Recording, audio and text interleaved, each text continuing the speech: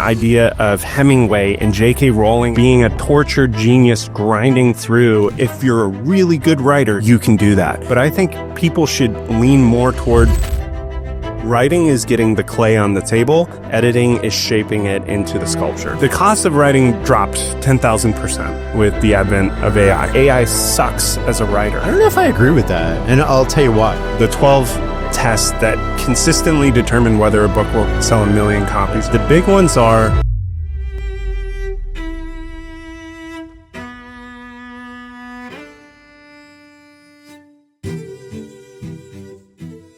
How would you summarize what you do?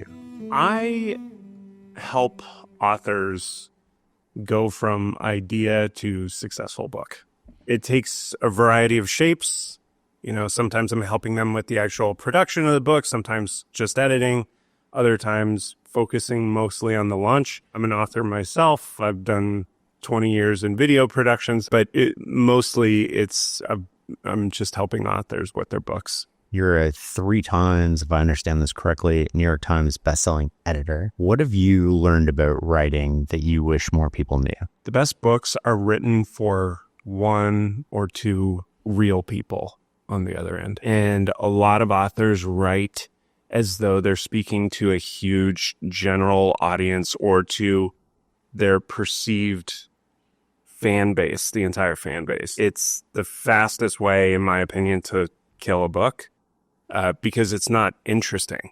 They start speaking in terms of, we need to do this. We should be like this. And it's like, who are you talking to? There's one person on the other end of that book. Speak to them or speak about yourself.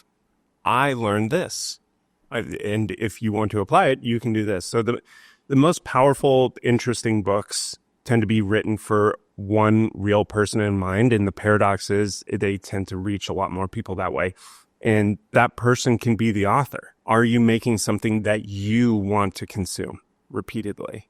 And if you are, it's probably pretty good. It'll find an audience eventually. Do you think most authors are, especially in nonfiction, are sort of like working through the subject that they're talking about, and that's the writing? Mark Manson, like, he cares, right? So The Subtle Art of Not Giving a Fuck is sort of like him trying not to care as much. James Clear was really working on his habits when he was writing about habits, and sort of like, so you're writing the book you almost want to consume? Yes and no. So you have to become the embodiment of the book first. So you can't really write it as though you're that person that you haven't become yet, or the person that you're becoming. You kind of have to write it from a place of, I've already become this. I've already grown into this, and I'm the embodiment of this. Naval Ravikant had a great quote where he said, in order to write a great book, you must first become the book. I work on prescriptive nonfiction exclusively. I don't help with memoirs. I don't help with fiction, just like business books, self-help, personal development, that type of stuff. If you think of the author, their expertise is a ladder, right? And so they've climbed so many rungs to where they are. If they're trying to write for people on their rung or above, it will not be a good book. They need to write for the people below them and address those people, because they can pull those people effectively up to their rung. They can't push somebody who's on their rung up further. You know what I mean? Because they're not there themselves. Is that the transformation for the reader? Is like, I start at X and now I get pulled a little higher. Yeah. And I might not reach the level of the author, but I'm moving forward or towards them. Yeah. Or I have a blueprint to get me there. How do you write for a particular person? Like, what does that look like? Well, there's a variety of ways. One, you can be talking to them in real life, right? So a lot of authors who've written good books are like, yeah, I've been coaching clients or consulting with these companies for years. I have this stuff down cold. I know the questions they ask. I know their common emotional challenges, the technical obstacles they face. That is a great way to write a book, is like, you know that person very intimately, or that avatar. And other ways are, you can do it kind of online now. You still need that real feedback, though, from actually helping a person transform. Just to clarify on that, like, you could, in theory, be writing for an online audience, right? And helping them with a particular topic and seeing, oh, they left a comment here about this. They had a question about this. Okay. But when you go to write the book, you're not actually witnessing what they're going through. It's similar to for like software development. You think you have a good app that you've developed and you're like, this is awesome. Cool. Go put it in front of somebody and watch them use it and watch how quickly they get stuck or they're confused or they're bored. It's the same with books. And so I think it's important to get that real, personal feedback that you can see, here's where this person is struggling, here's where they're succeeding. How does an author do that without writing the whole book, right? So like you can't write the book, publish it, then get feedback and sort of like, okay, now what do I do with this? Well, you can, but I'll circle back to that. The method I encourage is teach it in real time first. And ideally, you're somebody who's already transformed numerous people, at least 3, with the transformation that you're trying to codify into a book. So, generally speaking, you ought to have coached, consulted, helped at least 3 people achieve the transformation you're trying to make into a book. You can, in theory, publish a book and then see where people are getting stuck, see their reviews, and then adjust the book afterward. I don't recommend it. It's not a strategy that most authors will stick to, but like Hal Elrod, who's based here in Austin, he did that with The Miracle Morning. And so in the first year, he promoted that book, sold like 13,000 copies or something like that, which is quite good for its first year. With every negative review that he got, he went back into the manuscript and made revisions so that feedback couldn't be given again. So that review couldn't be given again. And he just kept doing that until the negative reviews stopped. And to date, it's sold millions of copies. I think he said in year 6, it sold its millionth copy. But he stuck with that book and he was like, I really believe in this. I'm going to keep modifying this as though it is software. I'm going to release V1, V2, V3, V4, etc. Most authors don't do that. One of the reasons that I am reluctant to advocate for the traditional publishing process is like your book is set in stone there. You might, if you're lucky, get a 10-year update, the 10-year anniversary, but you're not going to touch that book again. What's your take on the pros and cons of sort of self-publishing versus publishing? What are the considerations that you look at? When does it make sense? When doesn't it make sense? How do you think about that? I agree with my buddy Nat Eliason's take on traditional publishing. And it's a very simple lens to look through, overly simplistic, I guess. But if you can get a publisher to give you a $100,000 advance or more, you should probably do it. I mean, if you have millions of followers, 100,000 is not enough, but like you get the general concept. You want them to have enough skin in the game to take you seriously. You want to get as substantive of an advance as you can to actually, put some money into doing the book as well as you can and launching it as well as you can. For 95+% of authors I talk to, I tell them it doesn't really make sense for you to do that. There's a number of reasons. Most authors care about financial ROI. We can start there. Granted, the worst way to make money with a book is by selling lots of copies. With a traditional publisher, they're going to be taking, I think it's upwards of 90% of your royalties. It may not be quite that high, but I remember talking to James Clear, and we were talking about how much you would have made had he gone the self-publishing route with Atomic Habits, and I did the math, and it was like, it's about 3x more per copy. But would he have sold as many copies? Exactly. Would he have sold as many? It's a great question. We'll never know. The distribution is much higher with a traditional publisher, right? You're getting into retail stores. That's not an easy game as a self-published author. But my argument is over 90% I believe it's at minimum of 80% of book purchases are through Amazon online.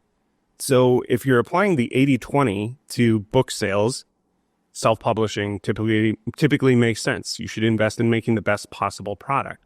Other things to consider with traditional publishing, what a pro is like, they'll assemble your team, your production team. So they'll help with editing. They'll prevent you from getting into legal issues in their editing process. They will help you design the cover. The con is I've seen their processes. It's not that ordinary. You've seen the cover of my books. Like, you know how terrible it can be. I won't say a bad word about your book. But yeah, I mean, what was your experience actually? I don't know. The whole thing for me started in 2018 when the New York Times wrote this article about me, calling me out as a spy who helped people on Wall Street. And within 72 hours after that became public, I was the number one story on the NewYorkTimes.com for 2 days. I had all of these inbound contracts basically from publishers. No book title, no book, a lot of money. And I was like, oh God, I don't even know what to do. I don't have an agent at this point. And so I remember Nikki from Portfolio had come to one of my events in 2015 or 2016. And so I just reached out to her, and she's one of the people sort of like bidding on this too. And I was like, hey, can we chat like as friends, right? Like not as you as an editor trying to buy a book, but I don't know what I'm doing. I don't know like who to talk to. I need an agent. Like, do I even want to do this? I don't have a book idea. And so I finally ended up interviewing a couple agents, got an agent. And then the money was, I mean, it made sense in my case to do it, but I didn't take the money and use it. I just sort of like put it in the bank. So this was a weird thing too. Like as an entrepreneur, I don't want a boss. And for 4 years, I basically felt like I had a boss, right? I would get this email, at the start, it's like this trickle once every 2 or 3 months. And it's like, where are you at on the book? And I'm like, I don't know. I haven't even started the book. I don't even have the idea yet. Like I have some ideas. And then all of a sudden towards the end, it was like weekly, it's like, where are you at? And finally I was like, do you want your money back? Like, I'll just give you your check back and we can just call it a day. Because I don't want the pressure. It's going to be done when it's done. I know I agreed to a timeline. COVID happened. Timeline changed. And the process from there was actually pretty good. Like Nikki's an amazing editor. She added a lot of value to the book. There's pros and cons to it. I sort of ended up with a cover that I don't personally like. I don't think it did the book justice. Sort of like the titling could have been better. And I don't know what I don't know the first time. And so I'm relying on the recommendations of sort of the publisher. And they do know. I mean, they have a lot of data. I don't know how accurately they use that data, but my experience was pretty good. And I know people have different experiences with publishers, but we also got worldwide distribution. We're in like 28 languages now. And I don't know if that would have happened if I self-published. I might have made more money, but the goal wasn't to sort of make money. The goal was distribution. How do we pull people back into our ecosystem? So when I think of like Farnham Street as an ecosystem, remember that Disney map from like the 60s? It's like theme park characters. It's like, well, I want this to reach people that I haven't reached yet. And then a certain percentage of those people will come back to the website. And a certain percentage of those people listen to the podcast. And how do I pull people into our ecosystem? So I looked at the book as like, I don't want to make any money on the book. I really just want to grow the business and get better at what we're doing. Because if we get a bigger audience, the optionality for the future is huge. And the optionality is we get better guests on the podcast. We get more advertising revenue, which doesn't come out of any individual pocket, sort of comes out of corporations in a win-win way. They're reaching an audience that's hard to reach. We have one of the smartest audiences on the internet. And so like, this is how I thought about it, which is like, how do I just maximize my optionality? And I don't know if that's right or wrong because we never talked before I published that. I wish we had. I would have changed the cover. So when the paperback comes out, we're definitely going to do that. So like what you said is a common thing, is just wanting to raise visibility and create opportunities or bring more opportunities in. So it tends to be like raise visibility, bring in opportunities, grow the business, leave a legacy.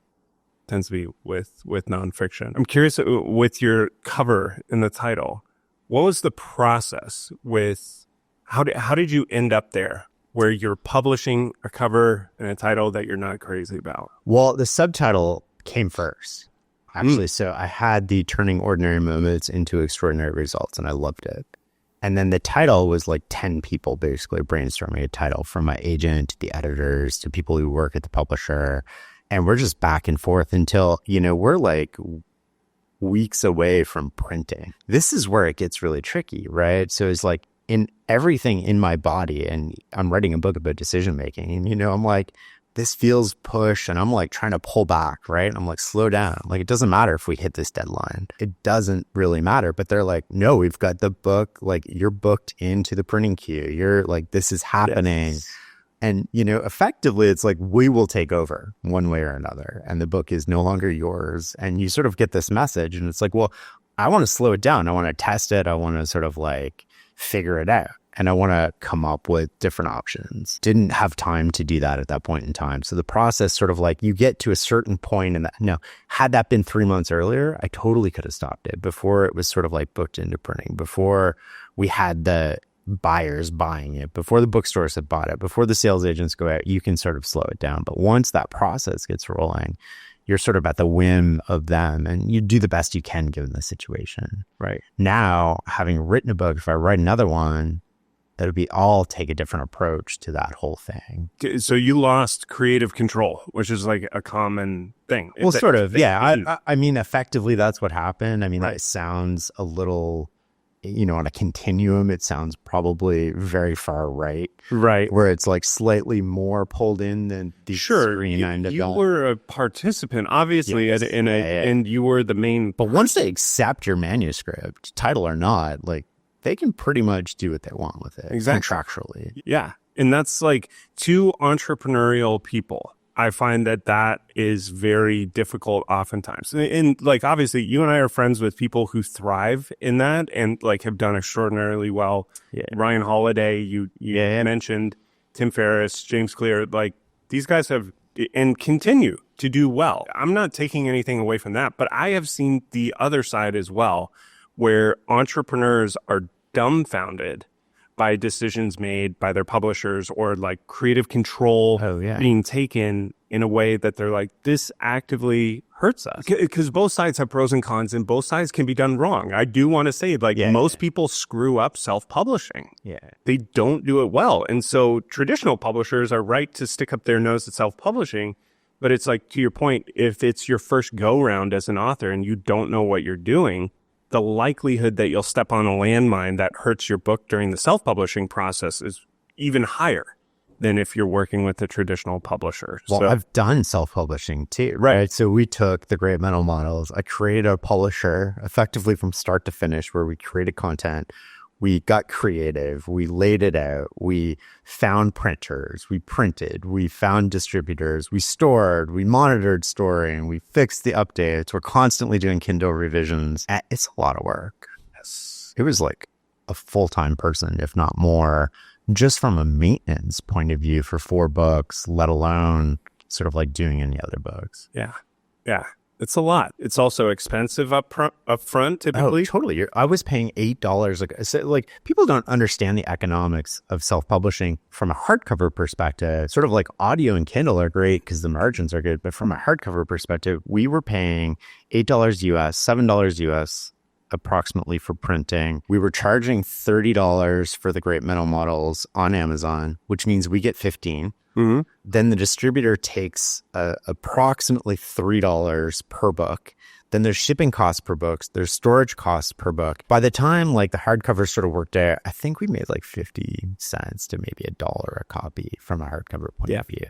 And it wasn't worth doing, but like, we weren't doing it for money. We were doing it for just, we wanted these books to exist, still do. It didn't make sense from an economic ROI point of view to do what we were doing in any way, shape, or form. I would a high production value. But I would argue that like the perception of Shane after doing those books was elevated. Well, I don't know. Like, we didn't even have my name on them. It was like, Street. That's right. Like, it was all about the ideas. We basically created this niche encyclopedia of big ideas. And that's what it is today still. I mean, it's morphed into something, hopefully that gets better distribution. But So we created this niche idea, and it came from talking with Charlie Munger. Yep. And I was like, oh, I'll do this. Like, why doesn't this exist? Did you actually talk to him? Yeah. Amazing. So, like, just a very quick side note, and then I don't mean to cut you off.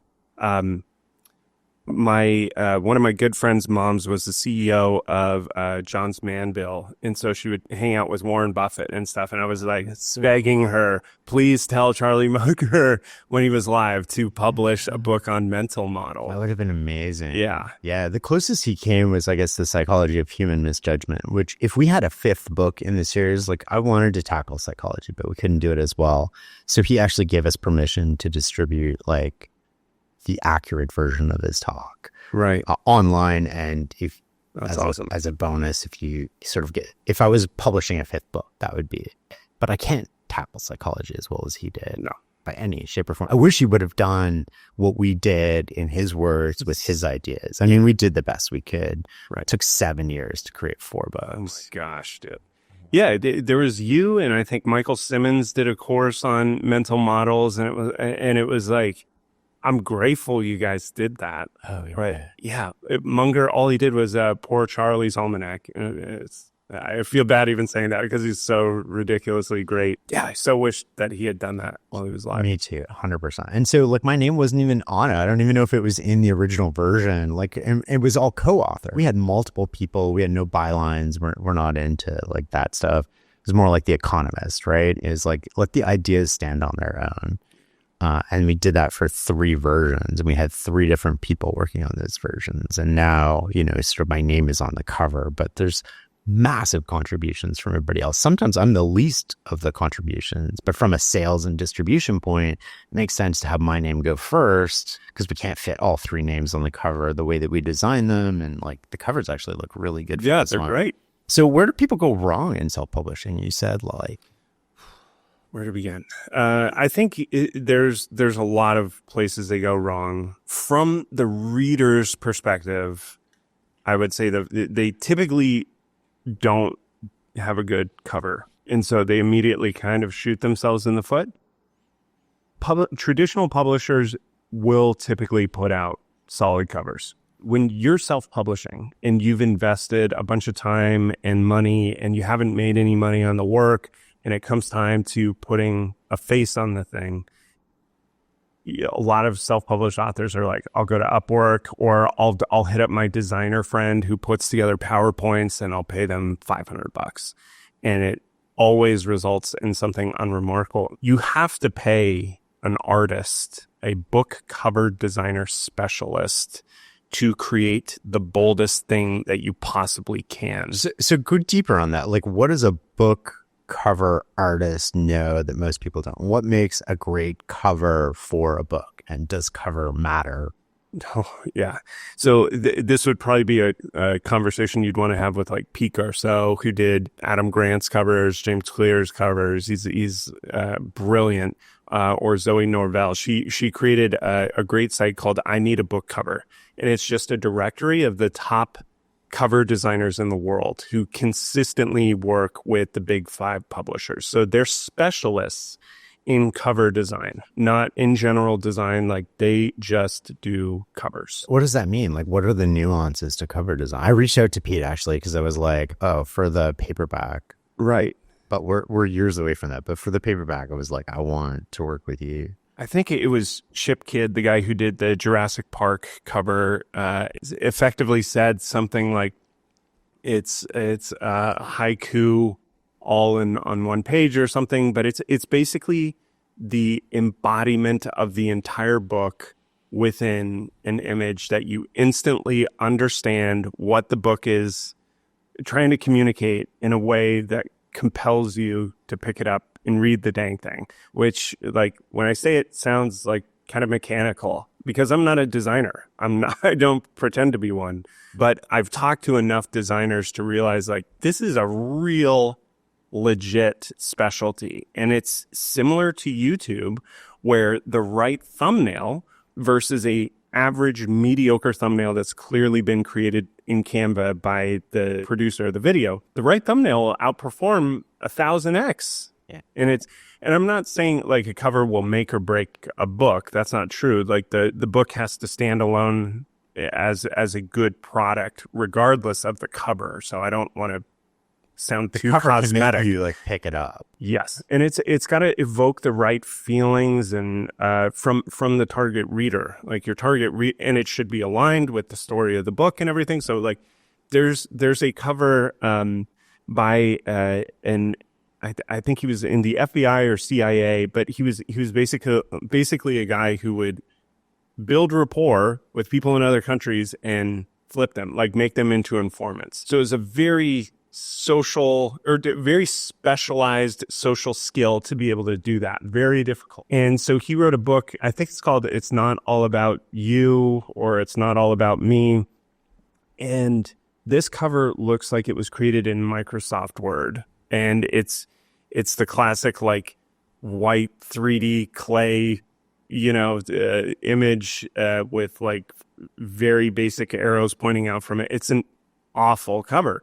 But it's actually aligned because he wrote the book for people in the military. Right. And people who aren't trying to appeal to a mass audience. No, but the book was so good that it ended up reaching a lot of people. But like, it was for the target reader. And they were like, okay, this is exactly what all military presentations look like, this level of design. A worthwhile expense that instantly communicates, are you legit or not?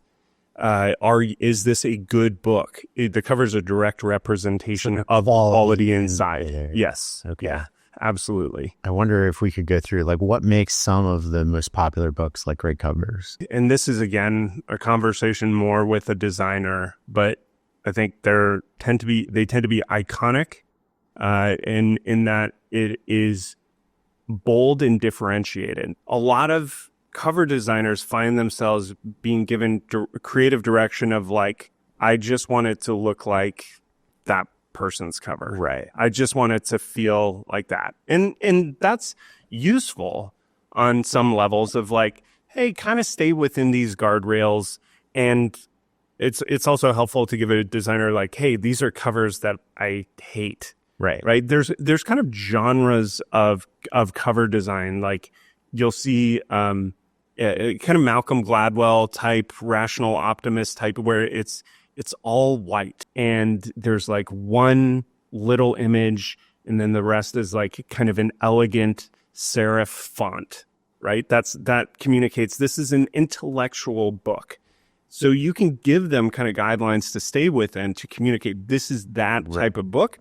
But if you're wanting it to be too derivative of everyone else, it just kind of blends into the sea. So I think great covers often are iconic and bold in that they're claiming the most courageous representation visually that the author could possibly put forward. So like then title, subtitle promise, sort of walk me that's through important. Titles, like what goes into a good title and subtitle. Title is the most important marketing decision the author can make for the book because it's virtually all books that sell more than 10,000 copies are driven by word of mouth. The title has to do a lot of things. It is when a person says it, it has to evoke curiosity, FOMO, some sort of emotional reaction, whether it's intrigue or even like repulsion in some cases. It has to be fun and easy to say. So like I always struggle with that FBI book that I mentioned. I always forget the title. I cannot remember it, but it doesn't really matter because there's a story that I'm telling with it. But with a title, it's kind of like it should be almost a tip of the tongue thing that comes up that gets triggered regularly in conversation. So this dovetails a little bit with what you've written about, or like the problem you're attempting to solve, right? So an example we used was like Meetings Suck by Cameron Herold would always come up. Even if you didn't necessarily like the book, people would complain about meetings. Meetings were a constant in companies. And so this book would just kind of organically come up as like, oh, have you read, you ought to read this. And it would just naturally be recommended. And authors also kind of need to take into consideration, like, what are the tip of the tongue conversations that are going to be happening? And how does this sound when it's being recommended? So a title can't be embarrassing to say either. Like Play It Away, a book that I wrote is like, Play It Away, I originally was going to, my working title was like How I Cured My Anxiety, which was like, saying that is a mouthful. It sounds like an attack if it's recommended to you. You ought to read How I Cured My Anxiety. It's like, whoa, you're making... it's almost like you're making a statement about the other person and yourself when you say that. Yeah. If you say read meetings suck, it's like, I'm not saying meetings suck, but this book might be arguing that. Testing titles in person and saying like, have you read this? And watching the person's reaction, like, do their eyes glaze over? Are they curious? Are they leaning forward? Like, these are important things that you kind of have to measure before. Title is the thing that you should take a lot of time, invest resources in figuring out and gathering some data. Is this going to be the best option? How do you test it? My process, I'll tell you after I tell this quick story about Tim Ferriss. So Tim and I worked together for years, and one of the stories he told about the 4-hour work week, which I would still argue is in the top 5 titles of all time in the nonfiction space. He did tons of testing. He tested like, I don't know, 30 to 50 different title ideas. A lot of them, he'll admit, were bad, stuff like the Chameleon Millionaire, drug dealing for fun and profit. And he tested them at the time on Google Ads. And so he would just see which had the highest click through. And the 4-hour work week, I think, had a 2x over the second place highest. So he had some data to stand on. Other ways you can test is like, is there a phrase that you're constantly using with clients for your book? Do you find yourself constantly leaning on this one phrase? And that's like the unlock phrase for them. That's the one that they're like, I always return to this. Okay, that's memorable. Good. The process I use, I have like a list of criteria that I lay out, which is like FOMO, fun to say, memorable. It's like 7 criteria, and I rate them all on a scale of 1 to 10. I plug it in. I kind of made my own GPT book title score. So now I just punch in, here's all the title ideas, and it'll spit out, here's its score, and here are the top ones. It's not perfect, right? It's not a guarantee, but it gives me some sense of like, okay, these ones are strong, these ones are weak. Anything that is under a score of 50, it tends to be like, that's probably not going to perform well. And then after I do that, I put them through pickfu.com, pickfu.com.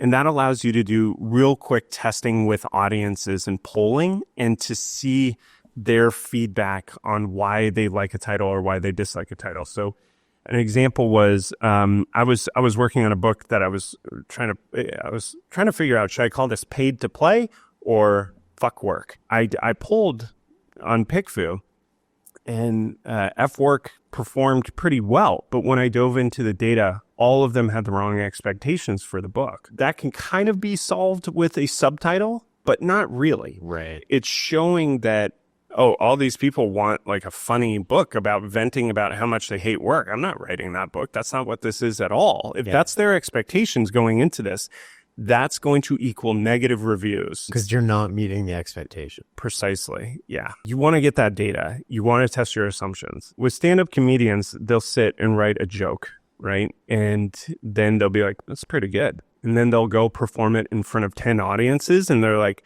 oh, my assumptions were wrong. Yeah. This is off just enough. Yeah. And I think the title needs to be treated with that same kind of respect. It can't just be, I like that. Like, no, you need to test it.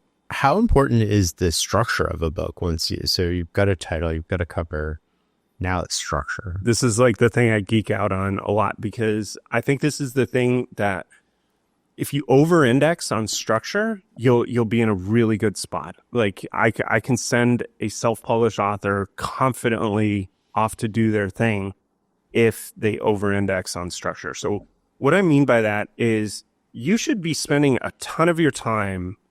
You don't have to decide on a title till like the very end, really. You can be playing around with it forever, but like you should not write a word until you have solidified your table of contents. And your table of contents is the thing. It is the structure, the makeup, the foundation of your book. And so the exercise that I like to do with the table of contents, how do I take my one reader, my perfect target reader, from 0 to hero? What are the exact steps? And it tends to be like the big milestones, there'll be 2 to 4 of those typically. So if you look in table of contents of best-selling books, they're typically divided into 2 to 4 parts, often 3. So I just, as a general rule, I'm like, just do 3 parts, right? So 3 big milestones that help them go from 0 to hero. Within each of those parts, you have these sub-steps, right? These little things that they have to do during that major milestone to ensure that they get there. Or you have questions that they're going to ask during those phases. So you take your table of contents and then you spend a bunch of time talking to real target readers, showing them your table of contents before you write a word. And you say, which of these is a hell yes, which of these is a eh, and which of these is like not relevant. And that's the data you gather on early. And so like bloggers do this by writing articles and they see, oh, that one kind of, that took off, that headline, and then that content is really strong. Cool. That's potentially a chapter. The table of contents is, this is the menu of the book. Do you want to eat here or not? If they say hell yes to everything, you have a really strong book on your hands. And it makes the writing so much easier after that because you're confident that you can help the person you're trying to reach, and it doesn't feel like guesswork. That's so interesting. I mean, this is one of the big mistakes I made writing Clear Thinking is like I just sat down and wrote it like a blog article the first time, and then the second time, and the third time. And even now, I was like, the actual structure that I would do today is different than the structure in the book. But I felt like it had been published for 2 or 3 weeks, and then I was like, I missed it. Like, I know exactly what it should have been at this point. How did you know? What was like the aha moment where you were like, that's how it should have been? Well, I like the idea of showing readers. I think, I didn't have a structure. I wrote the book. I deleted it. I had a loose structure. I wasn't confident with it, wrote the book, deleted it. And then I sat down and I was like, I'm going to do that thing Ryan told me to do. And I'm like going to structure the book. And I sort of came up with something that made sense to me, but I never verified it with a public, like even my editor or with anybody else. And so I came up with it, but I have all this knowledge about the subject in my head, right? Which is different than meeting the reader where they're at and taking them from, you said the word 0 to hero. But like that's different than positioning it for where they're at. I would not change the content of the book, but I would change how I structured the content of the book. Yeah. And I think it would have made it an easier read for people because I do think structure does some of the lifting for you if you let it. It's either a headwind or a tailwind. And in my case, it's probably neutral, but it could have been a tailwind. And I don't think I nailed it. But what's the difference between, like, if you're looking at a structure, and I give you like 4 or 5 different ones, like, what's the difference between a good and great structure? That's a good question.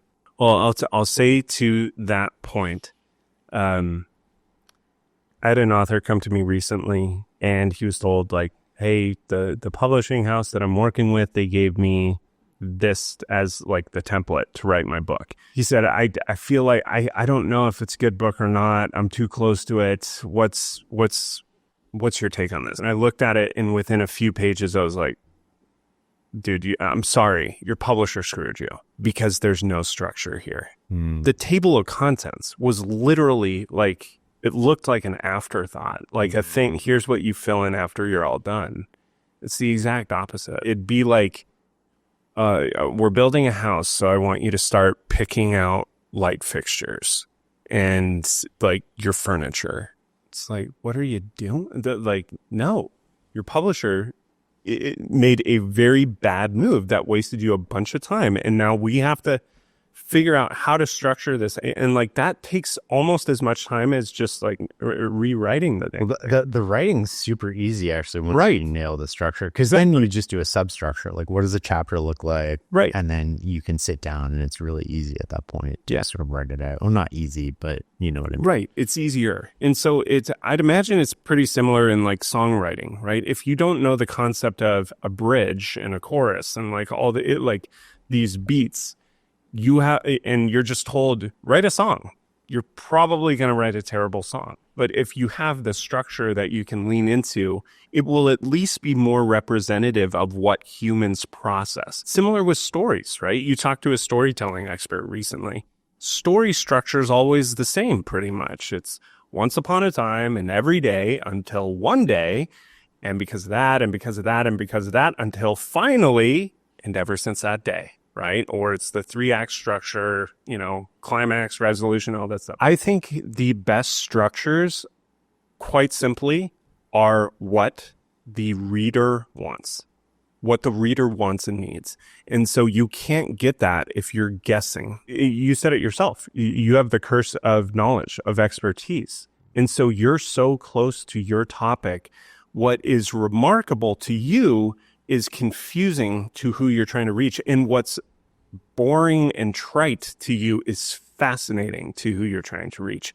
And so if you're not having this be an interactive, communal process of producing a book, you're shortchanging yourself. And so this is another like common assumption that people have. We all have like the idea of Hemingway and J.K. Rowling in our heads of like, this is how to make a book, where they're holed up alone, they're being a tortured genius grinding through, and like, yes, that is how you can make a book. If you're a really good writer, you can do that. But I think people should lean more toward Brene Brown's production style, where she actually will come up with like her talking points and rent an Airbnb, bring her girlfriends and a bunch of wine and be like, can I just like present this to you for a day or two? And then they talk about it. They give her feedback and she's like, oh, okay, that works. Similar to stand-up comedians, right? And so I think the great structures are co-created rather than isolated by the author, created in isolation. Man, I wish we had met before I published that book. What about chapters? I mean, these in nonfiction books, they seem almost formulaic now. Yeah, they are. Here's a story. Yep. Here's the point I'm trying to make, and here's like a summary. That's sort of why does that work? And is there a more effective structure? Yes, you should lean into a formulaic structure for chapters when you're writing it. And I want to differentiate between writing and editing. Writing is getting the clay on the table. Editing is shaping it into the sculpture, right? And so when you're writing, yes, lean into this structure. You have a hook, something that grabs the reader, usually a story or a bold statement that feels novel or even dangerous, right? Then you have your thesis, which is, in this chapter, I'm going to yada, yada, yada. Then you have the body, which is just making up all the points that you're trying to get across. And this can go on for a long time. This is the meat of the chapter. And then it's key takeaways and segue into the next chapter. If you follow those 5 beats, like, you have a solid chapter. So you can know thesis, body, structure, link, takeaways, segue, and you can open the chapter with a hook, or I'm sorry, with a quote that can come before the hook if you want. You can pepper quotes throughout; doesn't matter. But when you're writing, follow that formula. There are other slight modifications, but generally speaking, prescriptive nonfiction books tend to fall within that structure very consistently. It's in editing where you can make the chapter really sing, and so. Like we were talking about video before this, right? Similar in video, it's shooting in, okay, I want this act first. I'll shoot in this next act. Just because you have the structure of the story that you're telling in the acts does not mean people want to watch that video, right? You now need to edit it to retain their attention and keep them going through it. And then in a book's case, you're doing the exact same thing with your editing.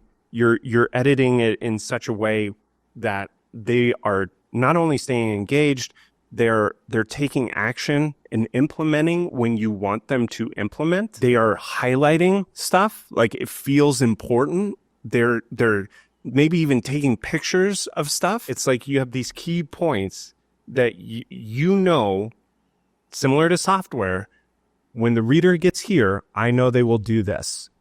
Talk to me about editing. So we have, at this point, we've got a cover, we've got a structure, we've got a chapter, and then we have a book. So we have a series of chapters. So we have a rough draft and rough manuscript. Should we allocate our editing time, like 80% of your editing time? You have 100 blocks of editing, right? Like no matter what, it's a finite amount of editing time. Should you allocate 80% of that to the first like 50 pages and then 20% to everything thereafter? So I think it's like the average person, I think Amazon released this once. It's like they read 15% of a book, maybe 16% of a book, and they get all the stats from Kindle. They know exactly where people drop off. Just like YouTube gives you like, here's the drop off points. Spotify does the same thing.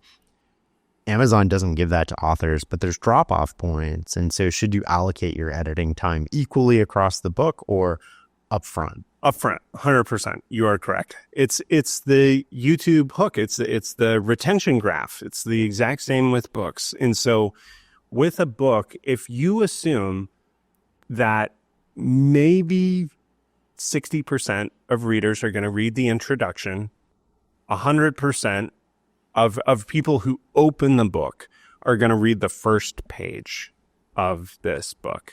Can I get them to read past this first page and sear the message in the best possible story that's the embodiment of what I'm trying to communicate with this book? Can I sear that into their brain so that they can recall it 5 years later? James Clear, with Atomic Habits, which is a great example because it sold 15 plus million copies over the last few years, been number one on Amazon overall for 5 years. Yeah. He starts his intro with a general recommendation I like to make, which is like, put them in the most intense moment of your life, basically. Put them in a situation where they're like, oh my gosh, like you grab them by the throat and it's like, this was a personal thing that I went through. That's the introduction. That's an opening hook. In his case, I think he got hit in the face with a baseball bat and he had to do like fly for life or something like that. I can't remember. So you're like, whoa. Okay. But that's just the introduction. The whole purpose of the introduction is just to sell you on reading the book. Mm-hmm. It's the sales page convincing you this will be worth my time, which is, you've got smart readers. The thing that they're going to value the most is this worth my time?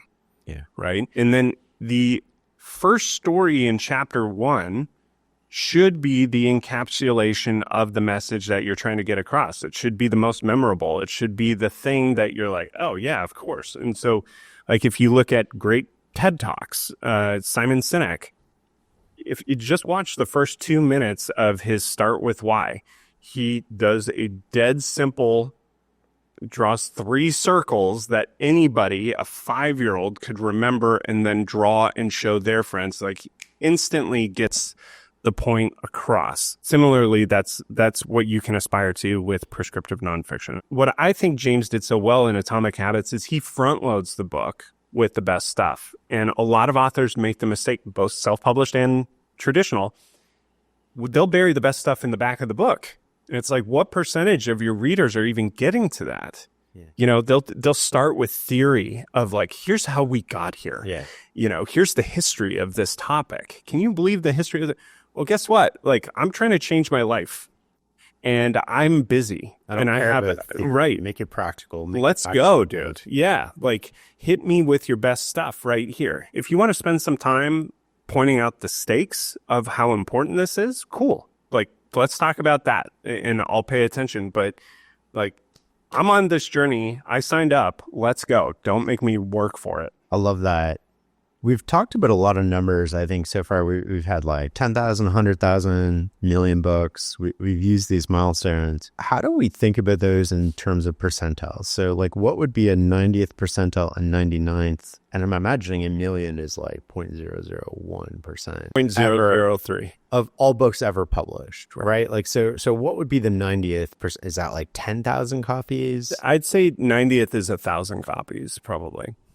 Yeah. So you're in the 90th percentile if you've sold 1,000 copies of your book. Yeah. Most books do not sell. There's a great article called No One Buys Books, and it breaks down what the Department of Justice forced all the big publishers to like reveal their sales numbers on books. And it was like, oh, wow, this is shocking. These publishers are taking the funds from book royalties that they published 50 years ago to fund all these little projects, right? And the vast majority of them don't sell a dang copy. Part of that is authors neglect marketing and sales, and they just kind of like they don't do it in the right sequence or whatever.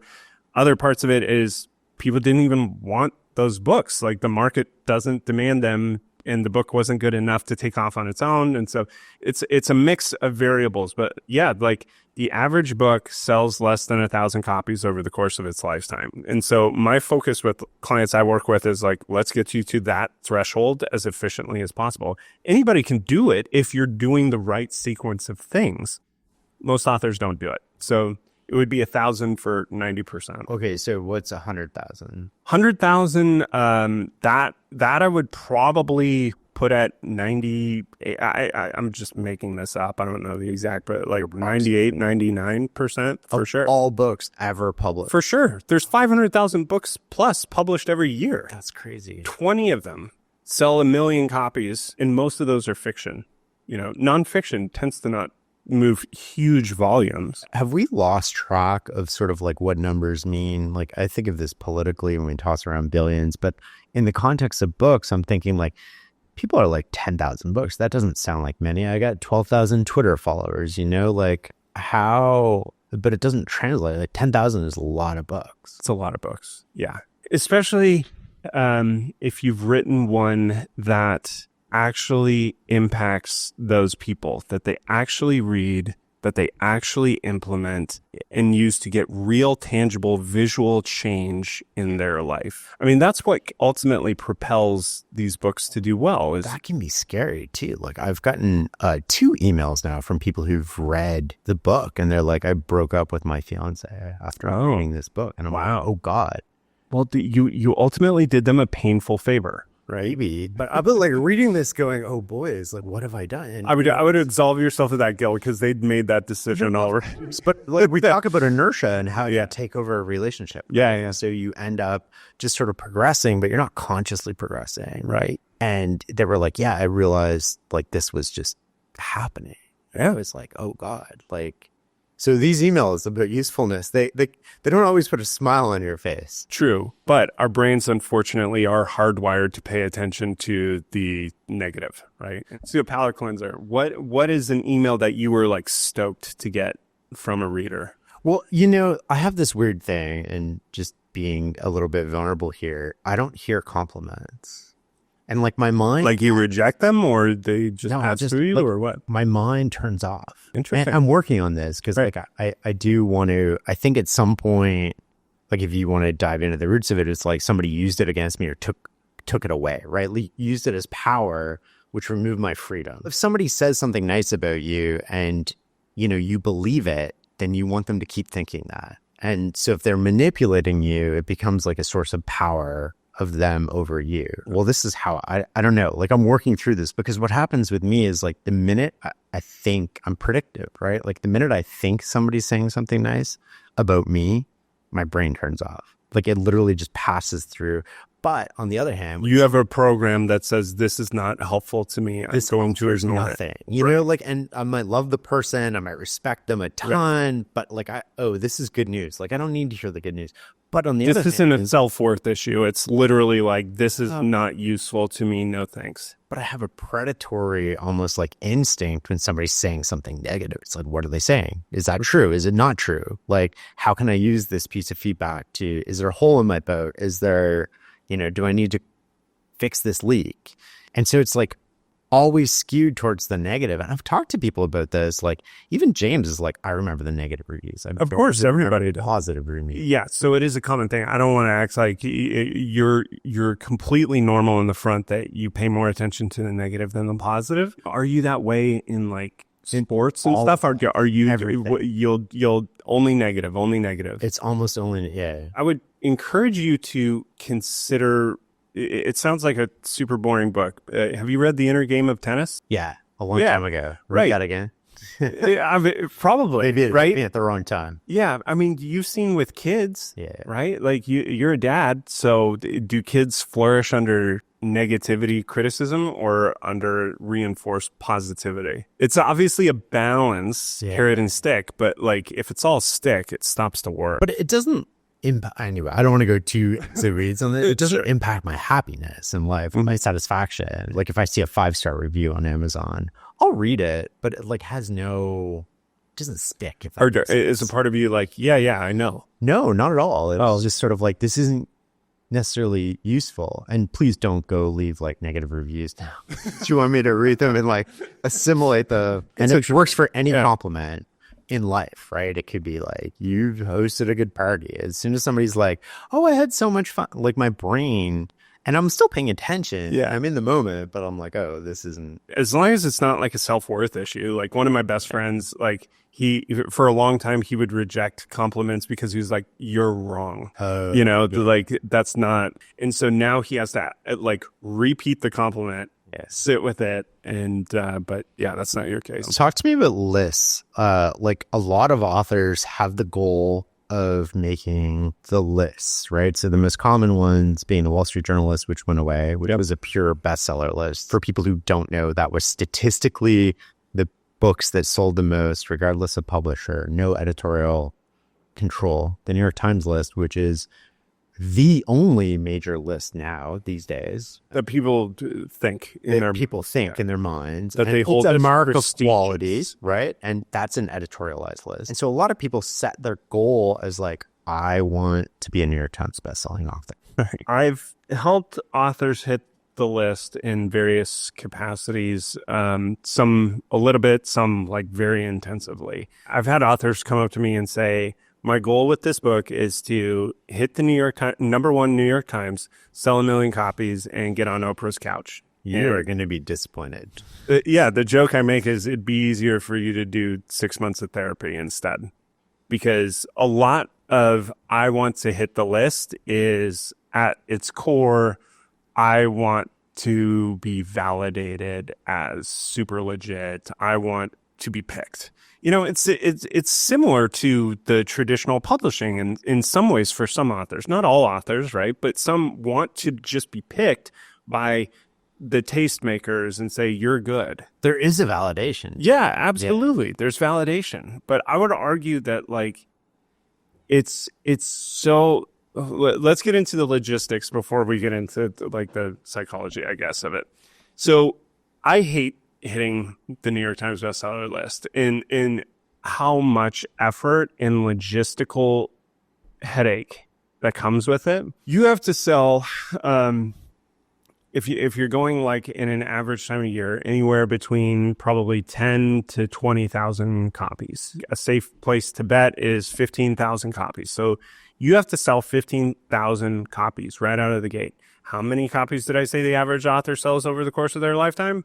Less than 1,000. Most week sales, 15,000. People try to manipulate it, but you can't. It's very difficult to do. You can, but it's very difficult, and it's just it's a pain. Like there are service providers out there who will funnel your bulk orders. Let's say you do pull it off, right? Yeah. You sold 15,000 copies.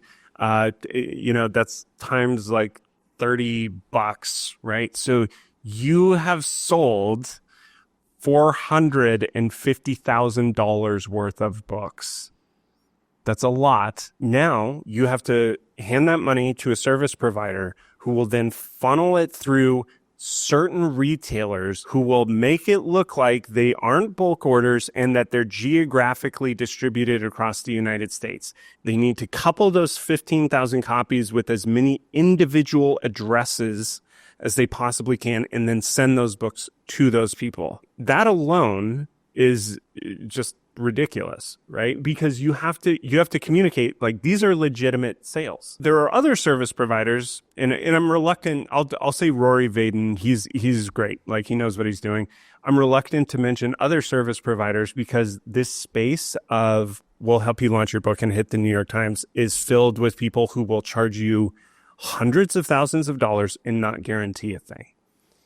Like the New York Times is pretty dang sophisticated. Well, they must be onto this, right? Because the worst thing that could happen to them is like people gaming the list. Exactly. So they need to have reputable choices. And they were sued by the author of The Exorcist years ago. And there was a big lawsuit. He said, you're withholding because I'm outselling. I can't remember his name, but he was selling tons of copies, and they won the lawsuit because they're like, it's an editorial product. It is not a pure sales list. We get to decide. And so political things can come into consideration with the New York Times and them curating. Right. Are you a minority? Are you a doctor? Like these are actual factors that influence whether you're on the list, allegedly. I don't want to say like. I guess nobody knows, right? It's like exactly. Nobody knows how the Google algorithm works. Nobody knows. Like at the end of the day, there's humans on the other end being like, should this be on the list or not? I think it was Dave Ramsey who sold 60,000 copies at his launch and didn't hit the list. Well, think of The Psychology of Money. It never made the New York Times bestselling list. Yeah, that's happened to a lot. Sold 5 million copies of. Ryan Holiday didn't hit number 1 on New York Times until his 9th book. Yeah, I mean, but that he was trying to manipulate this. He was very not on his book, but he had talked about all the ways he had manipulated media. Oh, for his first book. Yeah, totally. Like, why are they going to validate him at that point? You know what I mean? Like, if I'm the New York Times, I'm like, I'm not.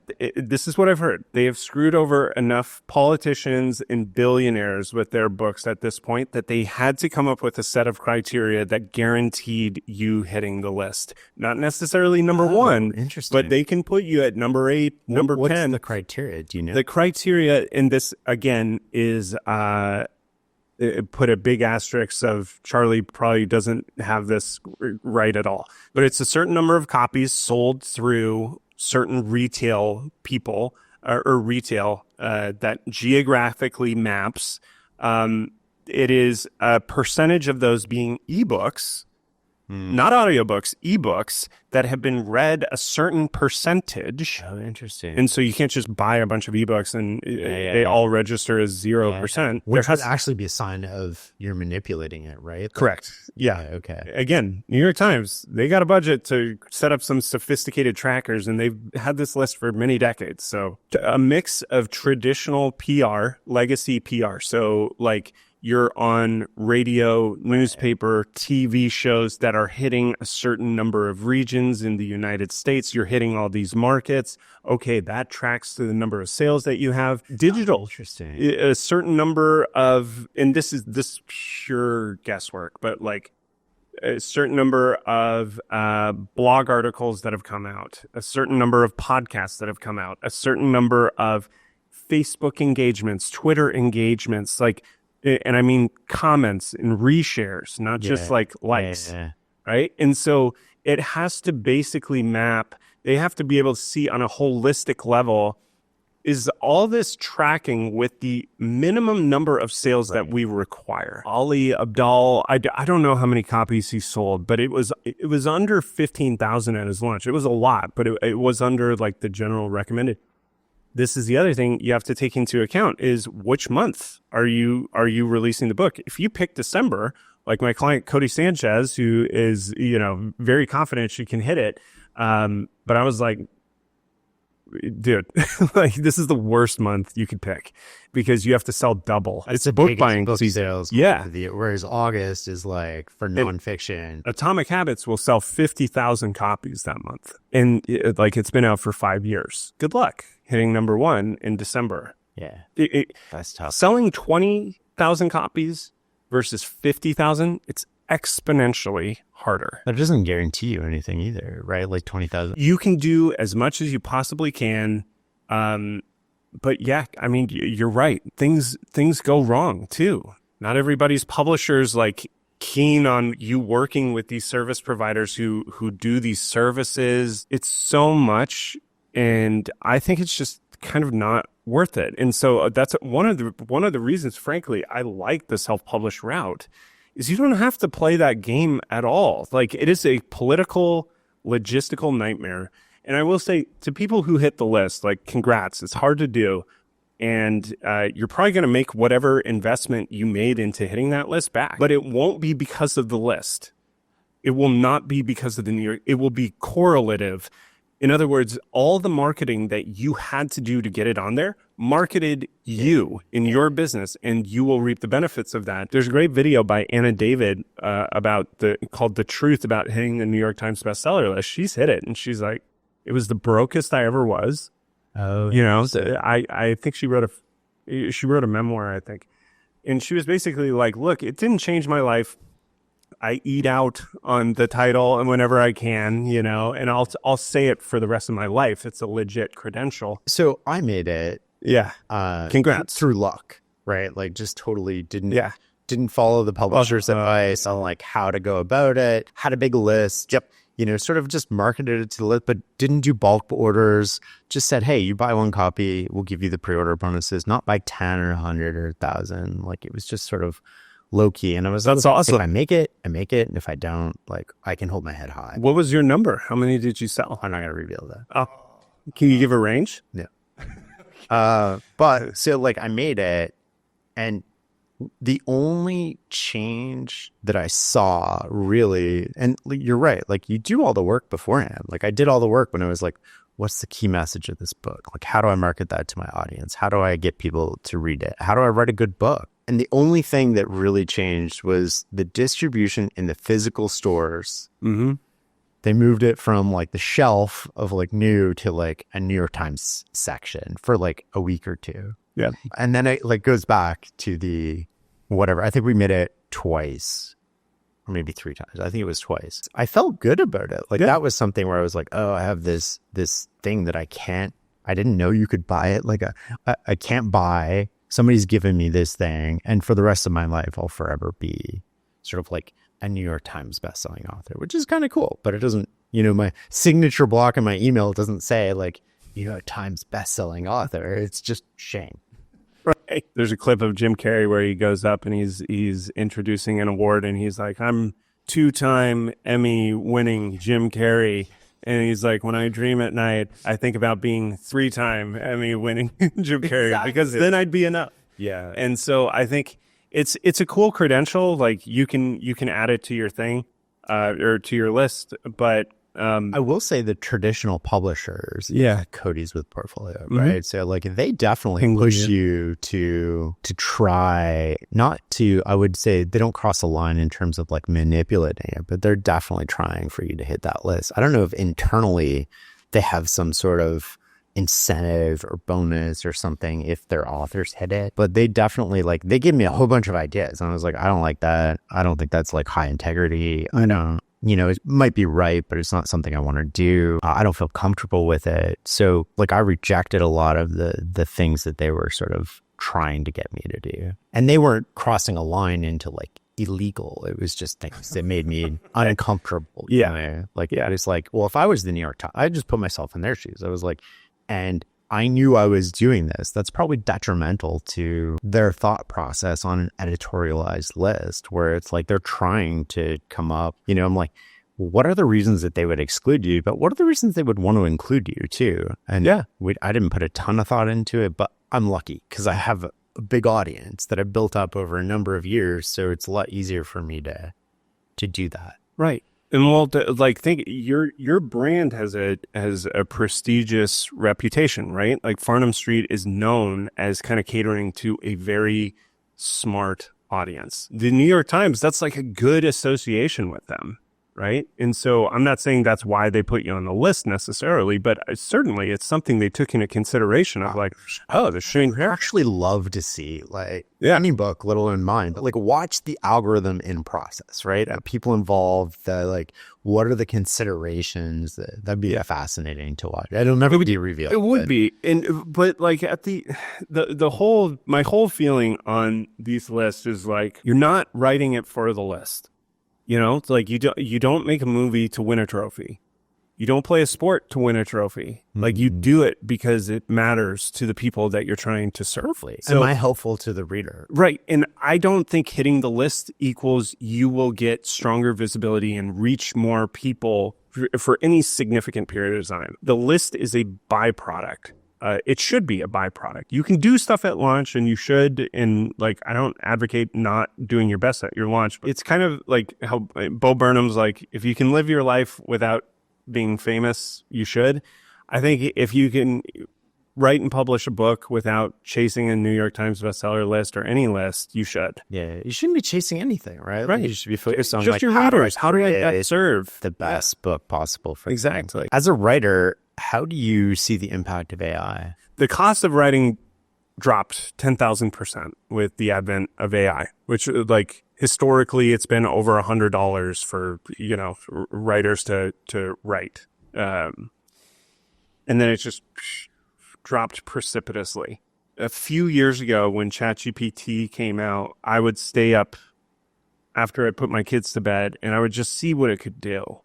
And it became very clear very quickly that, hey, this isn't a great writer. It can be kind of an okay editor.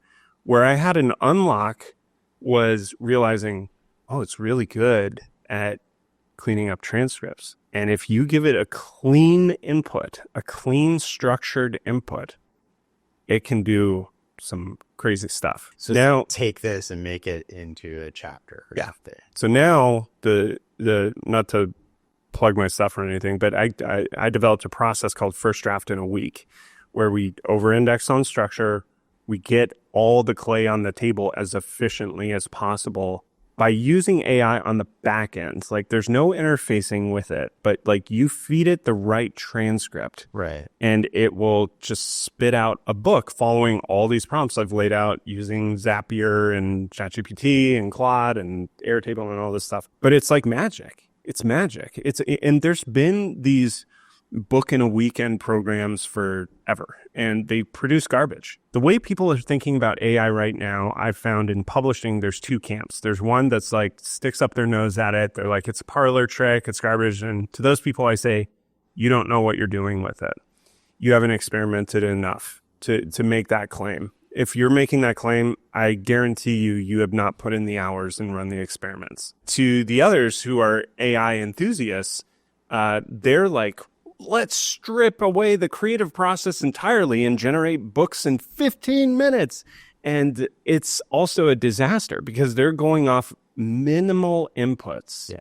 And they're like, fill out a form and you can create a book. Isn't that great? Yeah. It's like, no, it's embarrassingly bad because AI sucks as a writer. It's not a good writer. I don't know if I agree with that. And I'll tell you why. So I put 2 paragraphs in Clear Thinking that are completely AI generated. My editor couldn't tell. And to date, no reader has correctly guessed the paragraphs that are completely generated by AI. Keyword paragraphs. Yeah. You didn't write a chapter. No, I did it just as like a fun. Right. Because I thought it would be like a nice Easter egg sort of thing. Of course. That's my point. Yes, it works for a paragraph or 2 or 3 even.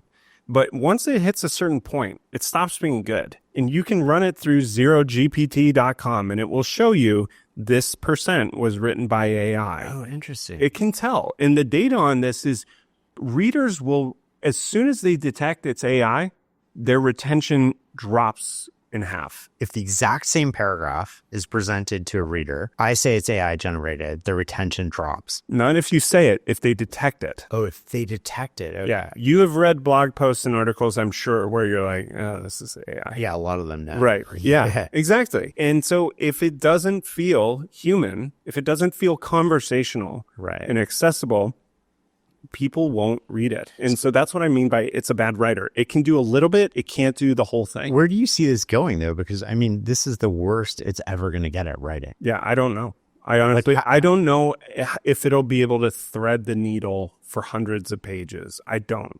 I'm not sure.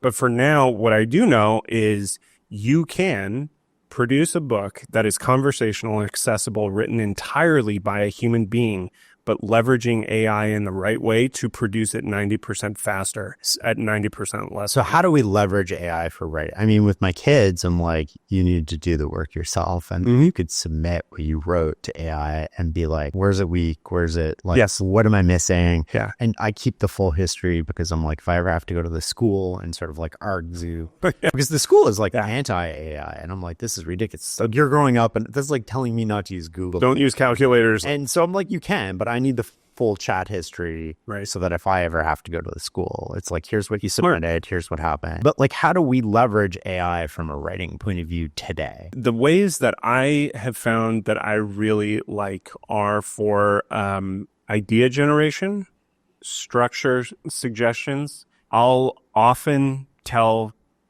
ChatGPT or Claude, which Claude, by the way, I found is the strongest editor, but it's not perfect. I'll say, interview me on this one question at a time for up to 5 rounds until you can come up with the strongest whatever I'm going for.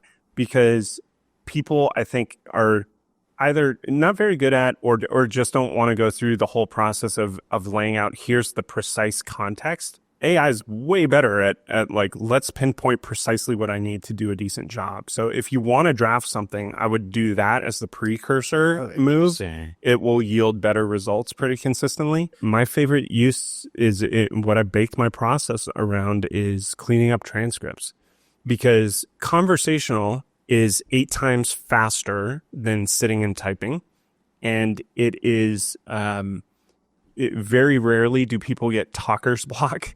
They get writer's block all the time, because the reason people say, but I'm such a better writer than I am a speaker. It's like, yeah, because you get to edit while you write, and you're so much slower too. And you're also hitting imposter syndrome, perfectionism. You're hitting these emotional landmines that are effectively emergency brakes on your process.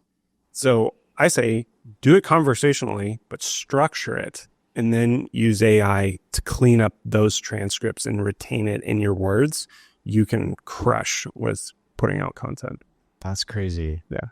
One thing people don't understand about AI that I teach the kids is like, you can actually get AI to generate a prompt for you that you can feed into AI. Yeah. I found this better because I'm like, summarize a podcast.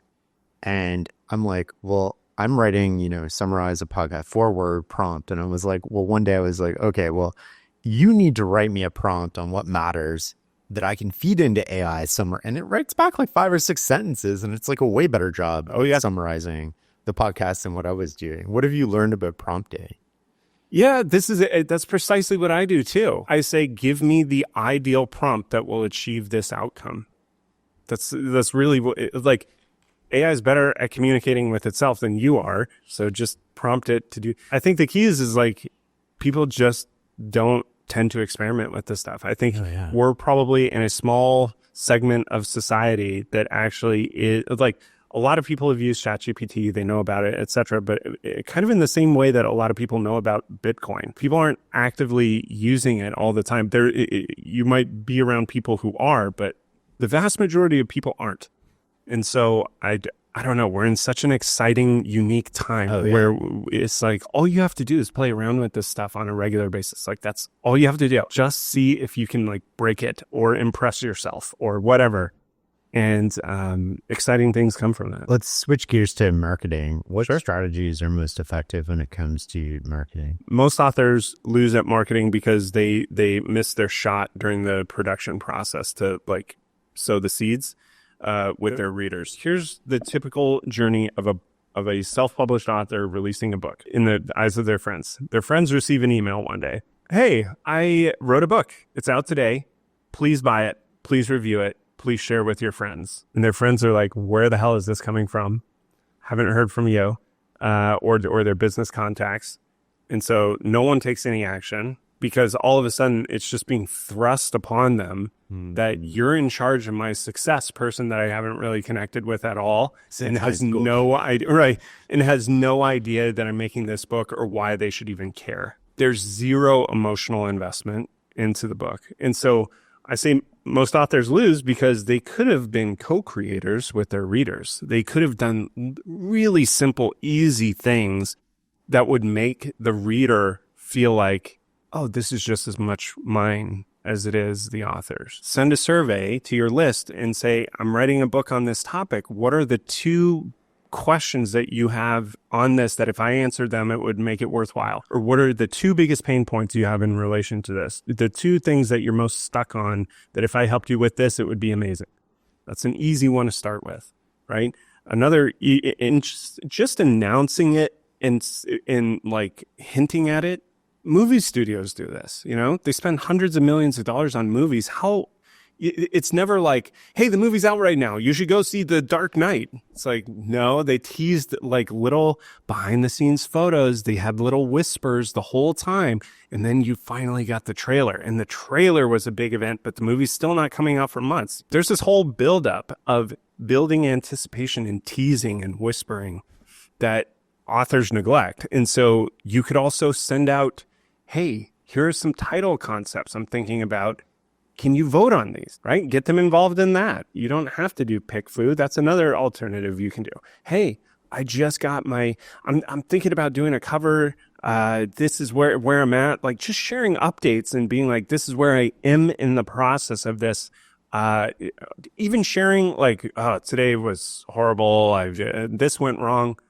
Like they're not on the journey with you at all unless you are sharing those types of things. And it's normal to want to resist those during the creation process, but it's a lost opportunity, right? Because you could be letting them in on showing how hard you're working on this or showing that you value what they care about. You could be using helpthisbook.com, which is a service for beta readers where you can upload chapters or your whole manuscript and see data on what they found confusing, what they found valuable, insightful, boring. You can see with very clear data where they're dropping off in those chapters, right? You can show them multiple cover concepts and have them vote. Do you think, I love the idea of going out and being like, hey, I'm writing on this topic. What are the 2 things that I need to include, or what are the biggest problems you face here? Do you think you can do that at a chapter level, or do you do that at a 100% level? So you could, I have a chapter on focus. Like, what are the... Yeah.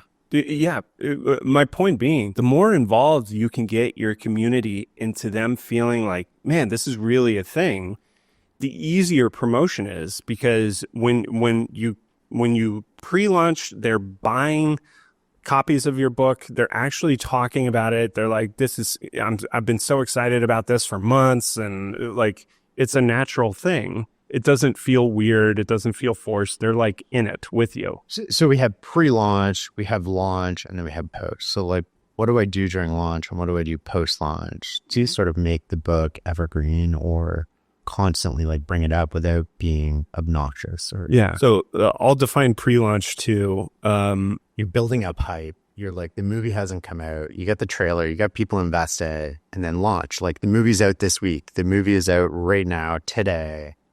Yeah. What changes from a marketing perspective? I'll answer that. I just want to make one point about the pre-launch and the launch. These are the 2 windows where sales will spike. So the announcement of the book, basically, that it's up for sale, and then the announcement that it's officially live. Those have the 2 highest conversion rates for sales. So authors need to optimize for those by offering, basically, there's a saying that's people will buy what you're selling when you start selling what people are buying. If you can package buying multiple books with services or products that people are already buying from you, it makes it easier for you to sell a bunch of books during those windows. So basically, it's easier to sell a lot of books at once than one book at a time. And to couple it with something that people will value and purchase. So like coaching calls, you can just package those with buying 3 to 10 books or whatever. During the pre-launch, it's having that infrastructure set up so that they can buy more than one copy, basically, and then sending emails just leading up to it and then closing it out. It is boring product launch. It's like the X's and O's. It's like blocking and tackling. Yeah. It's just setting up those emails and seeing them through. Yeah. And it's similar with the launch, but my philosophy on launches is if you're self-published, if you do not care about lists, your launch should be your victory lap. Right. It should be the least stressful week. The pre-launch is where you determine like, hey, I'm going to set a goal that's modest, but it's a bit of a stretch. I'm going to hit it, and I'm going to go into launch week knowing I sold 1,000 or 2,000 copies or 500 copies, whatever. And when you get to launch week, it should be a celebration. You're not stressed. Right. You're not stressed.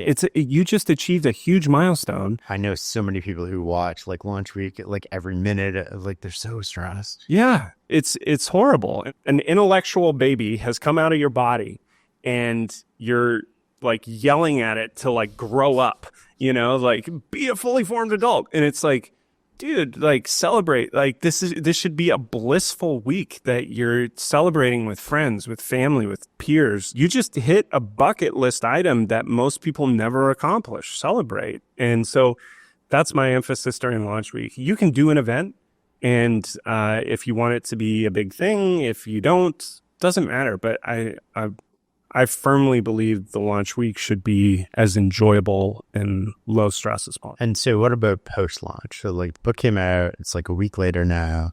How do I, as an author published with a publishing house or self-published, how do I remind people that already know about the book, that the book still exists, that haven't bought maybe, or how do I let new people know about it without being, like, I think we've all been on those email lists where we get like 30 emails about a book.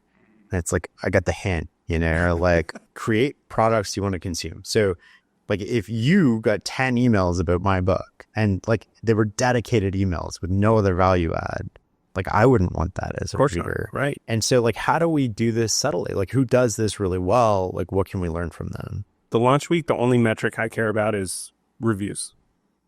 Is hit a certain number of reviews based on the number of copies. So 1% of copies you have out in the world, try and aim for that number of reviews. It's a good metric because then you lay the foundation for the book converting indefinitely or converting well. So what do you do to set up kind of an evergreen system? You set it, which is set up an email sequence, but have actual value from the book be delivering it. So it should be like standalone stuff from the book. So for Play It Away, I set up a 10-day series helping people who are struggling with anxiety. And I restructured parts of the book so that the quickest wins were first. So it was like, I know somebody who's anxious, all they want to start is give me a pill. So I'll recommend the couple supplements that actually make a difference when you're in that state. And then we're going to go on to a little bit bigger stuff. And it's going to be a 10-day journey, taking them from zero to hero. And in each email, I mentioned this is excerpted from the book. And so I like that because it's like I'm offering value. It's a subtle, it's not overbearing. It's not sort of like, buy this book right now. Right. And it's an automation sequence so that I added it to a blog post that was doing really well for years. And so I think 30,000 people or something went through that series as this is excerpted from the book. I think it was like every third email I would be like, if this was helpful, this is from Play It Away. If you wouldn't mind leaving a review, that'd be great. I have a 3 times higher conversion rate from sales to reviews than a typical book because of that. Interesting. And it's sold plenty of books too. So I think it's just you set up that system that's effectively like a car wash that cleanses the person who signed up and introduces them to the best parts of the book and encourages them to grab a copy if they want. But then you move on. It's in your ecosystem now. So you should be focused on let's keep creating and let's keep doing stuff. And you can be the person who keeps pounding the same drum for years and years, but like most creatives have other things they want to say. So let opportunities kind of come to you, keep putting yourself out there, but move on, to like that is my philosophy. Well, what I kind of like about books and podcasts, at least if they're done in a certain way, is that you fight up front. You do all the work. Mm-hmm. You launch, you have your systems and processes in place. You can earn money while you sleep at that point. Like this conversation, hopefully people are listening to it in 10 years. All the work's done, all the editing's done, all the costs are already incorporated. And then hopefully it just like keeps adding value to people. But you do that by not talking about topical things, by sort of being classical. What else do you think goes into like creating an everlasting book? Obviously, content matters. Your structure matters, title matters, but like what makes a book shareable? I wrote an article that basically breaks down the 12 tests that consistently determine whether a book will sell 1 million copies or not. It's not comprehensive, but it gives a good idea. The big ones are like, does this transform the reader in a visible way that other people want to talk about and ask about? This is why a lot of diets will take off, is because it literally changes the body of the person in such a remarkable way. Wait, oh, let me tell you about this diet I just Right. tried. I'm doing carnivore. I'm doing keto. I'm doing blah. And it's like, which diet's right? It doesn't matter. They all transform the person. Like even David Goggins' book, Can't Hurt Me, which is a great book just on its own, but he used exercises in there and inspired people to do what he does. And so they would physically transform. I saw this consistently with a lot of books, is like, do they provide a quick transformation that the reader wants to talk about and the people around them can't help but notice and talk about? Right. The other things are, it has this kind of hit a zeitgeist of where it's kind of a contrarian message during a time of peak people grappling with this. It's kind of unexpected, or it goes against what most other books are saying. So let me give an example. So I thought Mark Manson's book, The Subtle Art, came out at a time of peak social media awareness that this is creating a lot of mental health issues. It's like, it's too much. It felt like too much. It felt like it was finally under the microscope of like, how bad is this problem really? And Mark came in with a proven mass market product, Buddhism, and he millennialized it. He made it through, here's what's happening in the zeitgeist right now. I don't know how intentional he was around like, this is the zeitgeist. I think he hit at a perfect time for that book. It was similar to like one of my buddies and long-time clients, Tucker Max. He came out with I Hope They Serve Beer in Hell at a time of kind of like peak college partying awareness, I guess. No one had done that type of book before. It was like contrarian for its time. And so it was novel and unique in a way. I almost wonder if you could, maybe this is a great idea for people listening who are looking for book ideas, like go back to like the 1920s, 1930s, like what are the best-selling books? How do I take that concept and sort of like reposition it for today's world, where we have the core concept that still exists, which is timeless, like you filter for sort of like Buddhism or something that like this is enduring. It'll be talked about every, 100 years, 30, 40, 50 years, like go back and then you take that concept and then you write about it now, but you're really just positioning the exact same thing for today's world. It's possible. The challenge with it is the zeitgeist changes faster than ever now. Right. And it can be kind of a dangerous game to play the topical thing, but I hear you. If you can root it in timelessness, this was one of the tests I say, is it timely and timeless? Right. So like Mark's book wouldn't have worked if it wasn't rooted in a timeless concept. People who write about like Trump, when he was in office and like a tell-all, sales go up, fall crashing down and never return ever again. You got to balance it with. So what else goes into making a book shareable? You had a list of things. Again, is the author the embodiment of the message? I think there's a lot of books out there where the author, and this is part of the problem with the creation process if they isolate themselves. The author's trying to project that they're somebody that they're not. They're hyper aware that this is going to be read by people, and so they want to put on this false bravado and act like they've achieved more than they have, and it's like, no one wants that. It's boring. We humans have really good BS detectors. We can tell when you're effectively lying to yourself. We sense it, right? Yeah. And not even consciously. Like we know when somebody's walking towards us and they're sort of like suspicious. Yeah. And we're not consciously paying attention to it. We just feel it. But the same way we feel like it comes across, but not in a way that is necessarily quantifiable. Right. But you feel it when you read it. Same as like, oh, I feel this is AI generated, even if I don't go to like this, I can't prove it, but I feel it. And the minute I feel it, I discount it. Yeah. And one of the guys who's really interesting to watch in YouTube videos is Jordan Peterson, because he'll say something and you'll watch him check in with how he feels about what he just said.